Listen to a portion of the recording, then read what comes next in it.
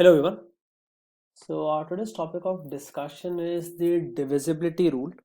This is another subtopic in the chapter number system, and it's a very important topic from the perspective of GRE or GMAT exam. Usually, the questions you get from number system, apart from the basics of number system and the concept of odd and even, there's a very high probability or possibility that you will get questions from divisibility rule. Okay. So after this we have a couple of more things to be done. As I've already told you that number system has like couple of concepts. Some of them are interrelated, some of them are not, so we're like studying them one by one. This is basically the fourth video in this chapter number system, where we'll be understanding the divisibility rule. So what we'll be doing in this video is that I'm going to make you understand what exactly is the divisibility rule. Okay, and once we understand that, then we'll solve some questions based on that. Okay, so theory, it's not going to be difficult. Theory is going to be easy and you'll understand it in one go, but the problem comes when you're going to start solving the questions. That's the real deal which you have to understand. Okay, all right, so let's get started. So let's start with an example itself. Let's say I give you something like this. N is a natural number, it is given to us.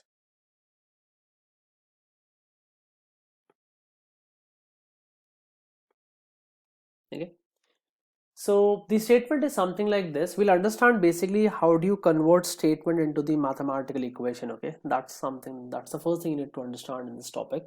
So it goes something like this. When n is divided by 6, the remainder is 5. Okay, this is the statement which is given to you, that when n is divided by 6, the remainder is equal to 5. This is basically given to you. Okay, this statement is given to you. So the first thing is, how do you convert this into the mathematical expression or the mathematical equation? That's the first thing you need to learn. So how would we do that? Okay, so this will basically be done using the concept which we have studied already in our like 7th standard. So we understood this one relationship, that is dividend is equal to divisor multiplied by quotient plus remainder. Everyone knows this relationship, right? And we have used this relationship like throughout our lives. Okay, for example, when you divide 5 by 3, you say that my quotient is 1 and my remainder is 2 basically. Or in other terms, you can say that 5 is nothing but 3 into 1 plus 2. Okay, so 5 here is the dividend, 3 here is the divisor, 1 here is the quotient, and 2 here is the remainder. Okay, so this is the equation, or this is the concept that we will be using here, something that most of us already know, something that most of us are already aware about. So let's see what we can do. Okay, one more thing, one more very important thing. Whenever remainder is given to you, whenever remainder is given to you, whenever remainder is an integer remainder, remember that quotient will always be an integer. I'll repeat myself. Whenever remainder is given to you and remainder is integer, then quotient is also integer. For example, if I say 5 divided by 2 is 2.5, and if I say 5 divided by 2 is equal to 2 into 2 plus 1,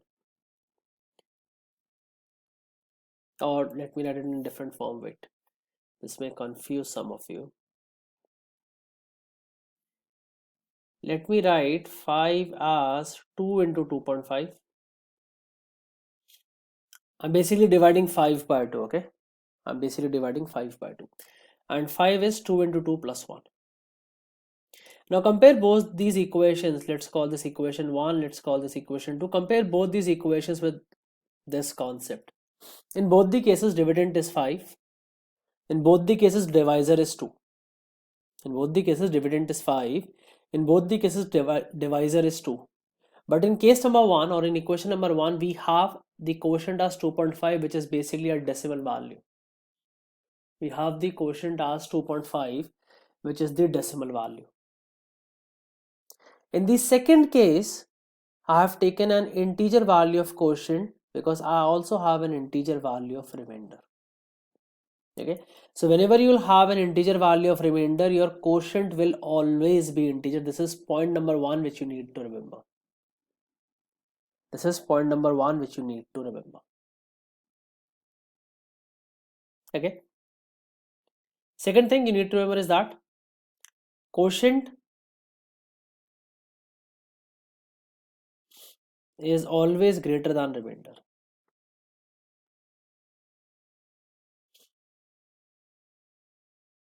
Quotient is always greater than remainder. For example, if I take my sorry, my bad, it's like divisor is always greater than remainder. My bad, please make this change. Divisor is greater than remainder. For example, if you divide something by 2, take any number.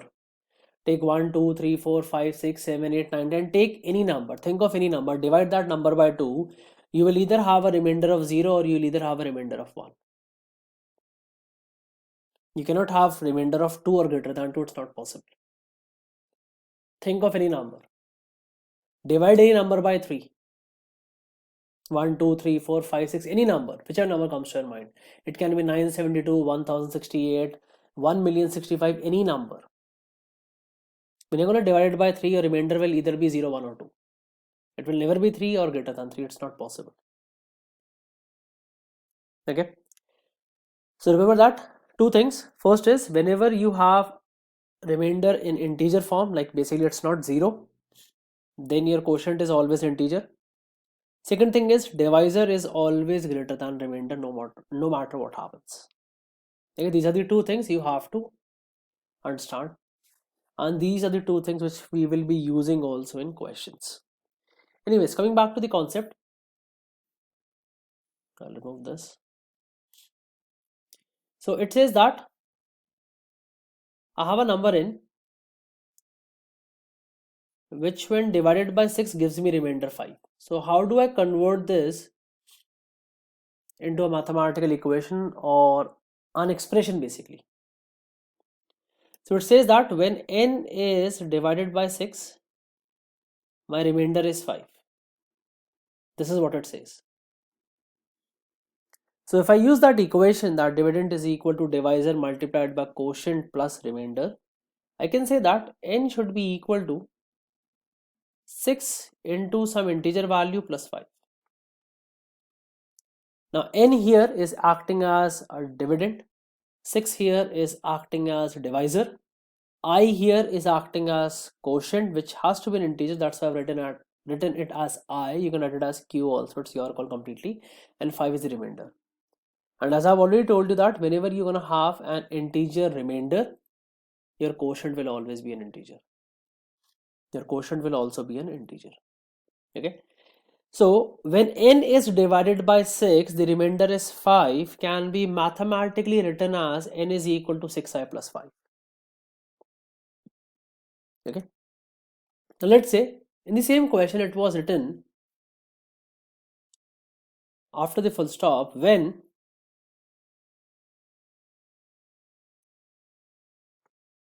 n is divided by 7, the remainder is 6. Again the question comes, how would you convert this second statement into the mathematical expression? So n is divided by 7, remainder is 6. So I can rewrite this as n will be equal to 7i plus 6, where again n is the dividend, 6 is the remainder, 6 is an integer value, henceforth quotient is also an integer value, therefore I have taken it to be as I. Now just for the concern of differentiate the two things, what I'm going to do is I'm going to take this as I1 and this is I2, so that we don't get confused. Okay, I1 and I2s are also integers and nothing else. Okay, so when n is divided by 7, the remainder is 6, so n will be equal to 7i2 plus 6. So these are my two equations, and we can prove this also. Now since I1 is an integer, so I'm going to take I1 as 0, then 1, then 2, then 3, then 4, and so on and so forth. So when I1 is 0, then n will be 5. When I1 is 1, then n will be 11. When I1 is 2, then it will be 17. When I1 is 3, then 6 into 3 is 18. 18 plus 5 is 23. And when this is 4, this is 29. And you can take all these numbers and divide them by 6. You'll always get remainder as 5. You can do that. So if n is divided by 6 and remainder is equal to 5, these are like some of the numbers, not all, some of the numbers. There are many more to come. There are many more to come. Okay. So when n is divided by 6, the remainder is 5. So these are basically the numbers. Now the same thing I can do it for the other part also. Because when n is divided by 7, remainder is 6. So again start by taking I2 as 0. This is 6. This is 1. This is 13. This is 2. So 14 and 6, this is 20. So this is 3. This is 27. This is 4. And this will be 34, and so on and so forth. You can take all these numbers and start dividing them by 7. You'll get remainder as 6. Okay, try to understand the flow. Okay, because once you understand this, then only you'll be able to solve the questions. So when n is divided by 5, remainder is 6, the first thing you learn is that how do you convert this equation into the mathematical expression. So if n is divided by 6, remainder is 5, n can be written as 6i1 plus 5. Similarly, when n is divided by 7, remainder is 6, then you can write n as 7i2 plus 6, where I1 and I2 are the respective quotients, and they are integers. That's why we have taken I1 and I2, and we have figured out a couple of values just so that we can do the we can go the other way around and verify whether whatever equation we have found, that is correct or not. So you have done that. Okay, now the actual question comes. After these two statements, find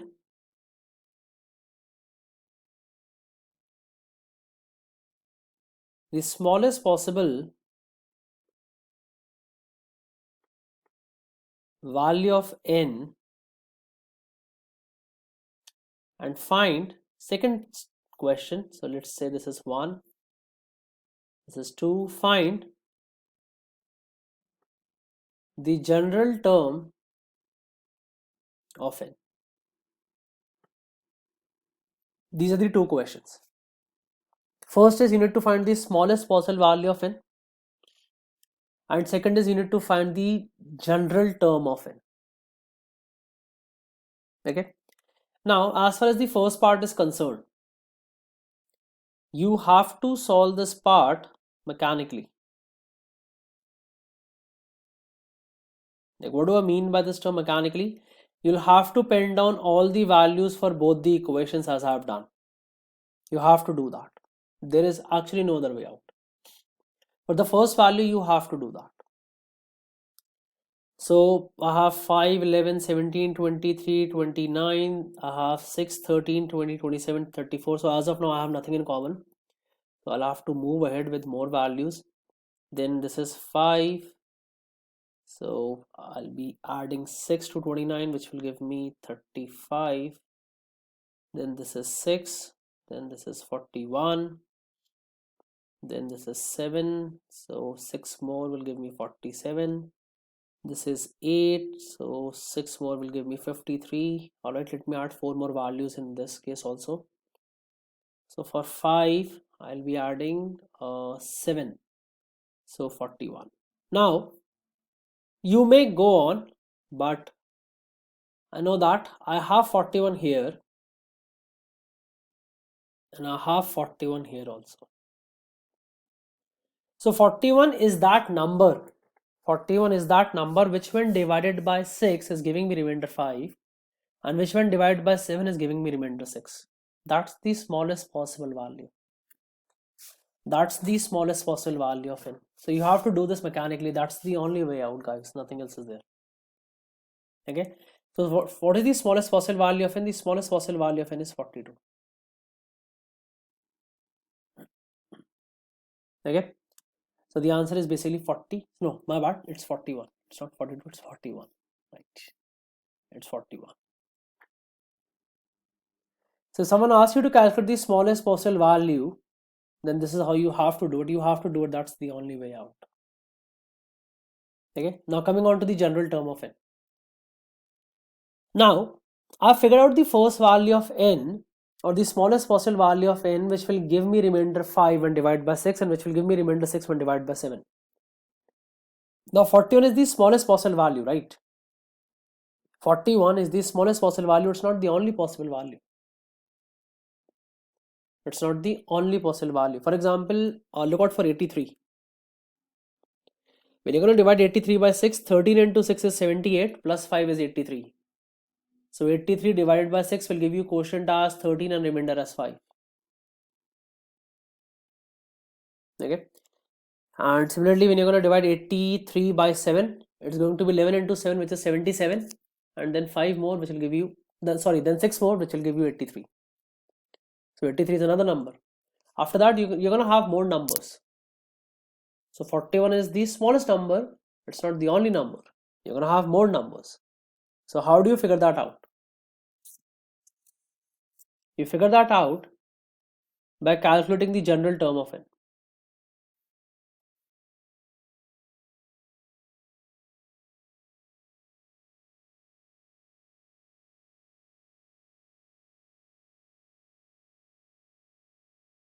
Calculate that by, now how do you calculate general term of n?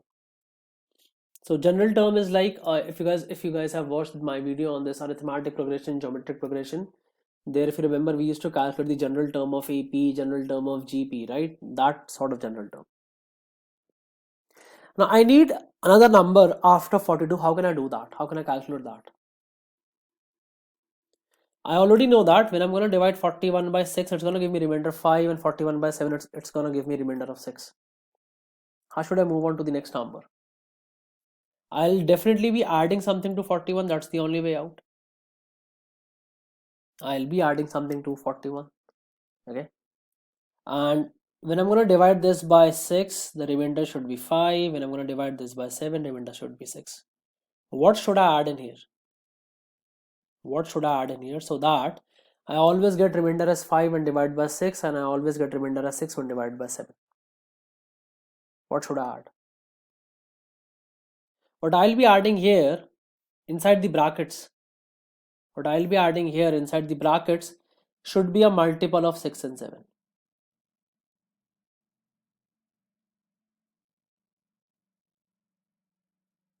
Should be a multiple of 6 and 7.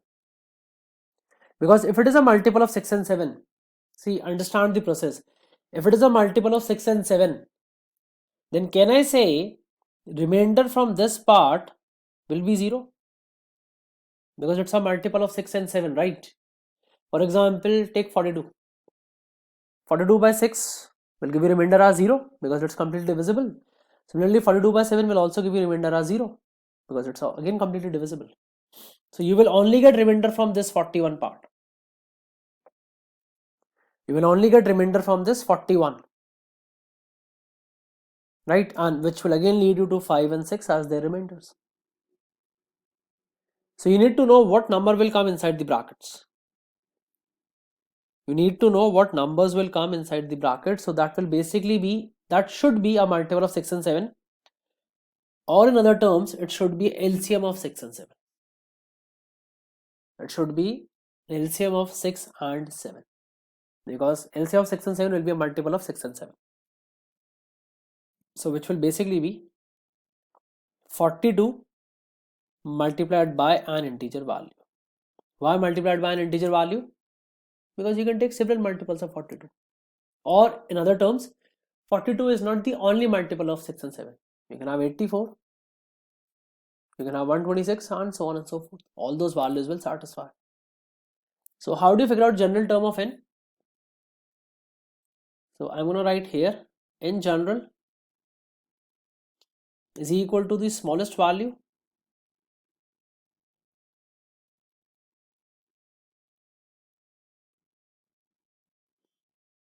plus an integer value multiplied by LCM of both the divisors. So in this case, it will become 41 plus 42 I3. It will become 41 plus 42 I3. Okay. So this is what you need to understand. There are like 3-4 things which you need to understand here. Let me just quickly recap it for you. The first thing and the foremost thing which you need to understand is how do you convert a word statement into the mathematical expression or the mathematical equation. That's the first thing you need to know. Okay.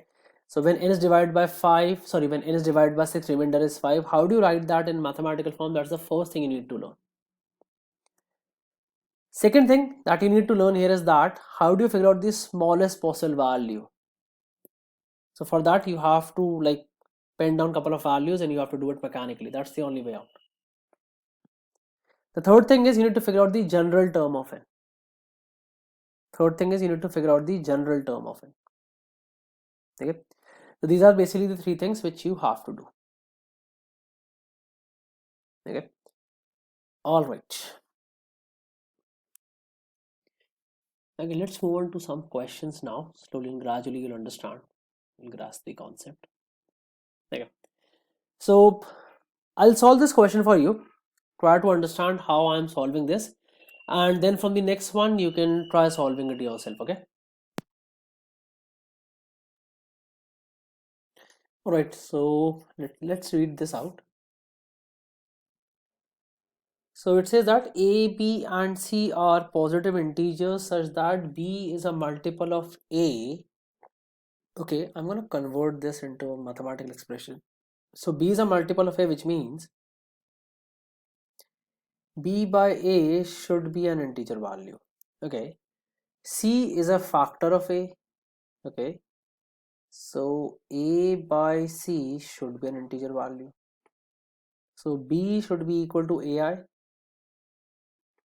and a should be equal to ci2. Okay, now if I replace the value of a from this, let's call this equation 1, let's call this equation 2. If I take the value of a from equation 2 and put it here, I'm gonna get that b is equal to ci2 i1. Now what does i1 and i2 represent? They simply represent integers, right? I can also rewrite this as b divided by c will be equal to some value i3, that is i1 into i2, integer into integer will also give me an integer. That's why I've written it as i3. So in short, I can also say that b is a multiple of c or c is a factor of b. I can also say this, right? All right. So I have b by c which is equal to i3. So now these are the 3 things which I have.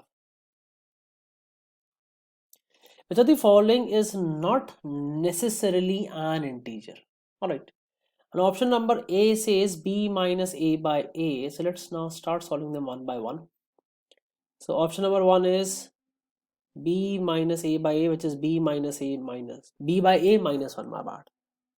Now b by a is an integer value, right? B by a is an integer value. So integer minus 1 will give me an integer. So this a is definitely an integer, no matter what happens. This is definitely an integer. Second is b minus a by c. So I can rewrite this as b by c minus a by c. Now b by c is integer, which is i3. A by c is also integer, which is i2. Integer minus integer is also integer. So this is also definitely an integer. C is b minus c by a. So third one is b by a minus c by a. So what is b by a? B by a is integer. And what is c by a? Okay, now this is interesting. Now see, understand this. It is given to me that A is a multiple of C, or C is a factor of A, or A by C is an integer value. It's given to me that A by C is an integer value. So when we'll reciprocate it, I'm going to get that C by A is going to be 1 over integer value. It is going to be 1 over integer value. Now, is it necessary for I2 to be 1? Is it necessary for I2 to be 1? No, it's not necessary. Right? It's not necessary for I2 to be 1. I2 can be 2 also. I2 can be 2 also. So in that case, it's not necessary for C to be a multiple of A, and it's already given to us that C is a factor of A. So for C to be a multiple of A, in that case, there is only one possibility, in which case I2 is 1, which means A and C are equal. Okay, so that's not necessary. That is not necessary. So C by A is not necessarily an integer. This goes out. This is something that we're looking for. Okay, coming to D, it says BA square by C. So BA square by C will definitely be an integer. B by A is also integer. B by C is an integer. A by C is also an integer. So this will definitely lead me to an integer value. Okay, E says B plus AC by A. So this is B by A plus AC by A, which will give me B by A plus C. Now what is B by A? B by A is an integer value, and C is already an integer which is given to us in the question, so E is also out. Hence C is our answer. Okay, so this is how we are supposed to solve this question. Alright, let's move on.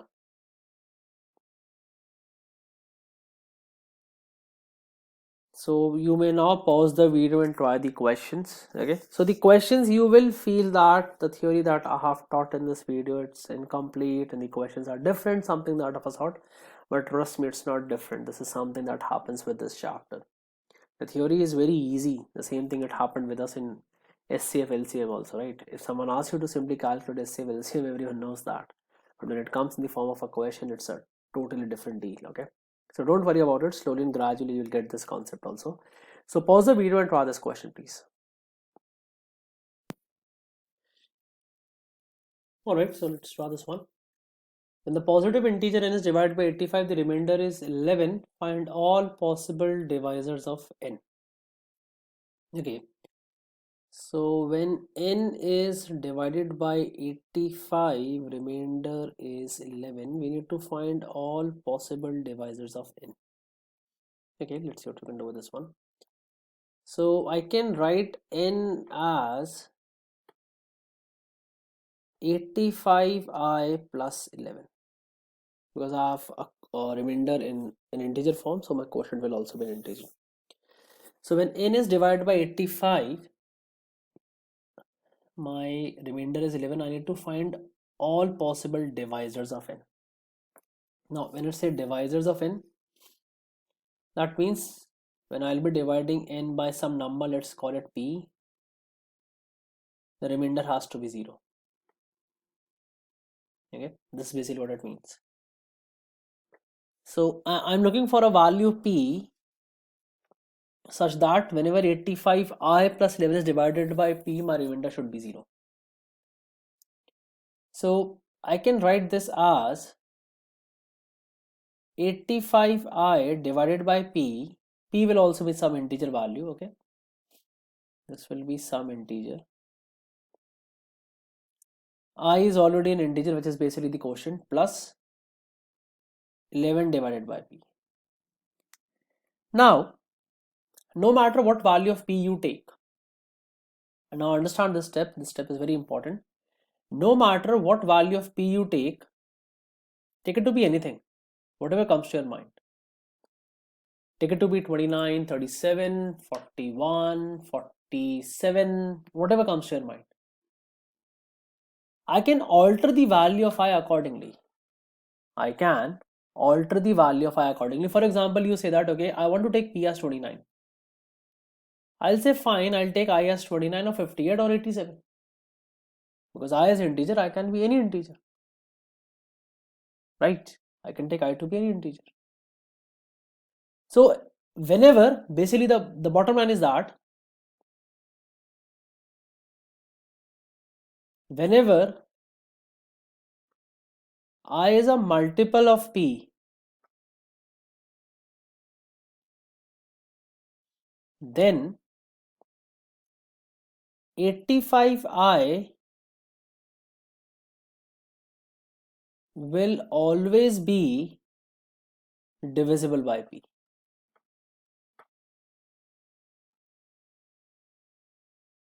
There are like infinite cases. You can keep on altering the value of P and I can keep on changing the value of I accordingly. It's completely my call. For example, you take P to be 11, I'm going to take I as 11, 22, 33, 44, 55, 66 and so on and so forth. Why not? Right? If you take P which is a factor of 85, then I don't have to worry about it. For example, if you take P to be 5, then I can divide 85 by 5 and I can take I to be anything. It doesn't really matter to me then. But if you take P to be a number which is not a factor of 85, then I can take the value of I accordingly. It really doesn't matter to me. So 85I by P will be divisible for many cases. 85I will be divisible by P for many cases. The problem comes with 11 by P. Why? Because 11 is a constant number and I can't change 11. 11 is a constant number, I can't change 11. So if this entire number, my bad, if this entire number which is in the numerator, if this entire number is to be divisible by P, then everything rests on 11 by P. Then everything rests on 11 by P. If I want 85I plus 11 to be divisible by P, then I would want 11 to be divisible by P.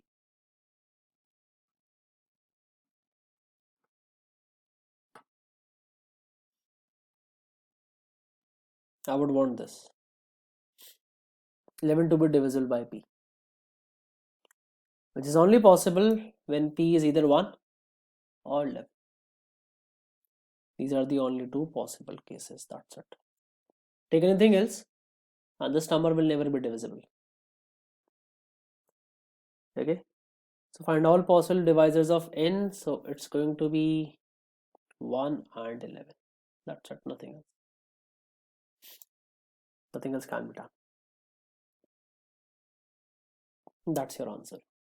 So it's not only about like making the equations, it's also about like using your logic. That's why this chapter seems to be difficult. Okay, all right, let's try one more question for this video, then we'll cover the next remaining part of this concept in the next one. Okay, pause the video and try this one, please.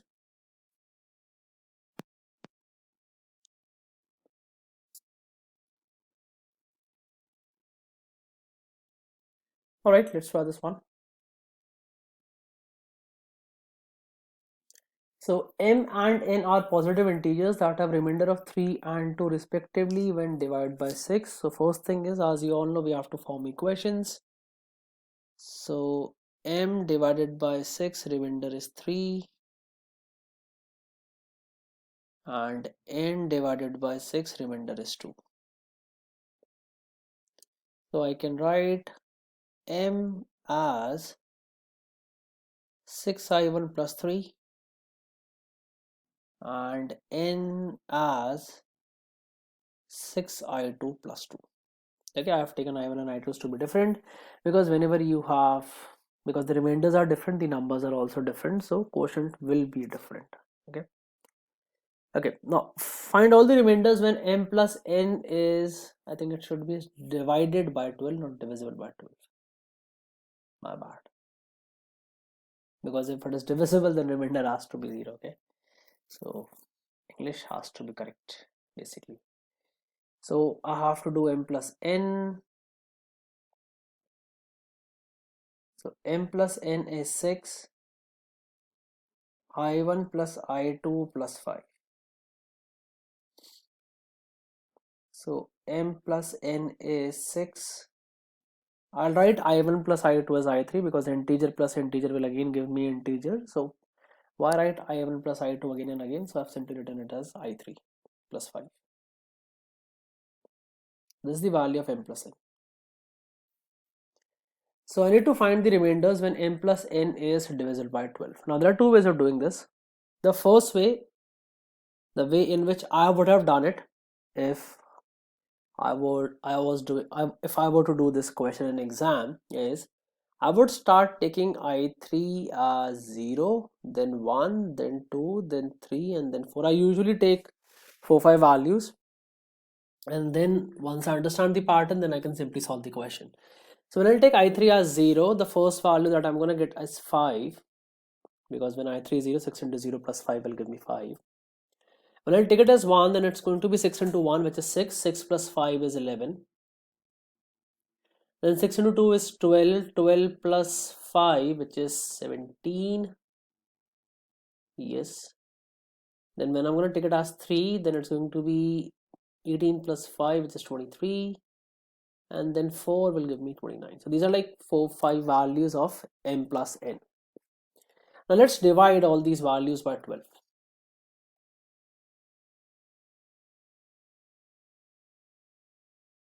And we are only concentrating on one thing, that is remainder. That's the question. Okay, the question is not about quotient, so I'm not concerned with that. The only thing that I'm concerned with is remainder. So when you do 5 by 12, the remainder will be 5. 11 by 12, remainder will be 11. 17 by 12, 12 into 1 is 12. 12 plus 5 is 17, so remainder is again 5. 23 by 12, remainder is 11. 29 by 12, remainder is again 5. You can see that we have a pattern of 5, 11, 5, 11, 5, 11, 5, 11. So there are only two possible remainders, 11 and 5. There are only two possible remainders, 11 and 5. So what all remainders do we have? 5 and 11. And that's the answer. This is one way out. If you don't want to do it the conventional way, since you need to choose the correct option, that's the bottom line, right? It doesn't matter how you do it. Okay? When I say it doesn't matter, that doesn't mean you can do anything. Don't do that, but just be factually correct. That's the whole point. If you say no, we would want to do it conventionally, please, you can do it that way also. It's not a problem. So in order to do that, I have to use that concept which I taught you in odd and even numbers, that an even number is always written as 2 into n, where n is an integer, and then an even integer is written as 2 into n, where n is an integer, and an odd number is written as 2n plus minus 1. So this m plus n,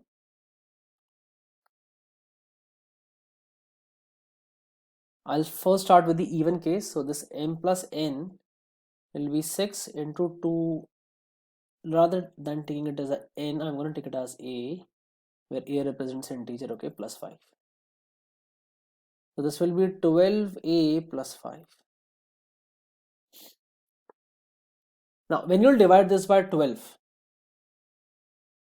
you know that your remainder will be 5, because 12a by 12 will give you quotient as a. It's completely divisible. But when you do 5 by 12, then the remainder is 5, and the remainder has to be 5. Okay, let's do the odd case also. So I'm going to do 2, I'm going to take it as 2n plus 1. Okay,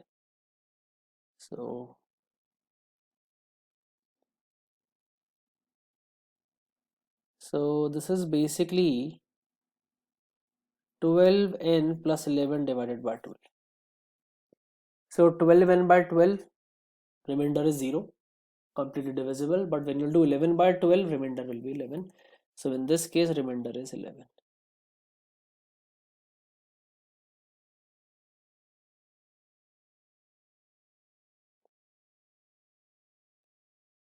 So again, two remainders, 5 and 11.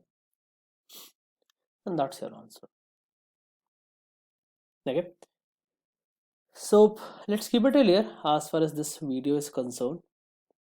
So I hope you have understood the concept that we are discussing here, that is the divisibility rule. Okay, in the next video we'll continue from here. We'll understand one or two more concepts, and then we'll be solving a couple of more questions. Okay, so thank you so much guys for watching the video. If you haven't subscribed to the channel yet, please do that for more videos and exam related content on GRE, GMAT and SAT. And if you're looking for personalized classes, you can always connect with us. Okay, you can WhatsApp us or you can drop in a mail.